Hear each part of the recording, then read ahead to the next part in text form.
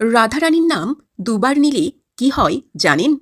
কথিত আছে সুদামা কৃষ্ণের সঙ্গে দেখা করতে গোলক পৌঁছান। সেখানে গিয়ে দেখেন রাধারানী নিজের এঁটো খাবার শ্রীকৃষ্ণকে খাওয়াচ্ছেন। এটা দেখে সুদামা ভীষণ রেগে যান ও শ্রীকৃষ্ণকে বলেন রাধারানী মায়া রচনা করে কৃষ্ণকে বশীভূত করে রেখেছে।